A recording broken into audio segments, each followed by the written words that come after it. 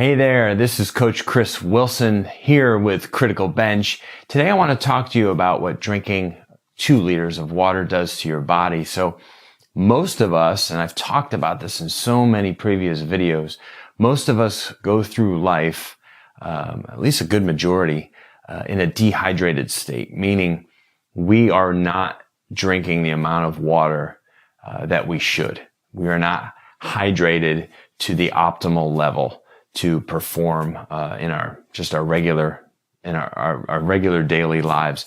Not to really mention those who are maybe high performers or really physically active. Those people are typically a little bit more self-conscious or aware of what their individual needs are when it comes to moving their body, using their body, and knowing that their body requires maybe a little bit more of a baseline. I mean, you even take like high level athletes. How many times have you been watching a football game and you see these guys just drop on the field and you think they're injured? They're not. They're cramping. Even at a high level, certain athletes will find that they're not hitting the minimum standard or what their body is requiring at that moment, and their body starts locking up and cramping up. That's typically due to hydration, not to mention loss of electrolytes. But water is kind of the essence of everything. Besides the air that we breathe, we need water to survive. So without optimal amounts of water, we're going to feel it. We're going to feel it in our energy levels. We're going to feel it in our metabolism and in how much weight that we carry. We're going to feel it in our performance or ability to perform well, mental clarity. We're going to feel it in so many ways that we don't even realize. Organ function and the release of hormones and our digestion and our ability to detoxify and go to the bathroom better. I mean, just about everything is in some way influenced by the amount of water we drink. So what you're seeing right here is roughly about 1 liter of water. So this is about like 4 8-ounce glasses of water or so right here. So 2 of those is what you would need to consume in a typical day to be able to hit a good foundation or a good baseline. So that's kind of hitting on the 8x8 rule. So 8 8-ounce glasses of water a day. I know that doesn't, if you take a 100-pound woman and a 200-pound man, they can't have the same needs. No, you're absolutely right. They don't. But as a good baseline, it's a good goal for most people to hit. And of course, your body better than just about anybody else. I mean, if you're going through the day and your mouth feels dry, if you're going through the day and you have a foggy mind, if you just don't feel like you're having clear thinking, that could easily be due to your ability to hydrate well. If you're skipping meals, if you're doing intermittent fasting or something like that, hey, that's fine. But you got to stay hydrated. It's key, right? It's key to our circulation. A good circulatory and healthy circulatory system.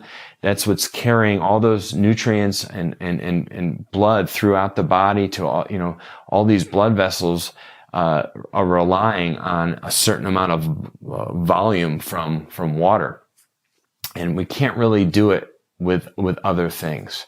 Ideally, you're not predominantly hydrating yourself and with other things. Some tea and stuff is great, and some coffee here and there is fine, or club soda, clear. Usually the more clear something is, the better. But you don't want things that are have a lot of sugar in them. You don't want stuff that has a lot of artificial substances in it.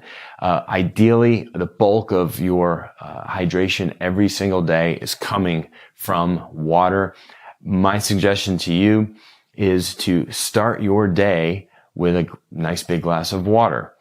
Every time you eat, have a glass of water.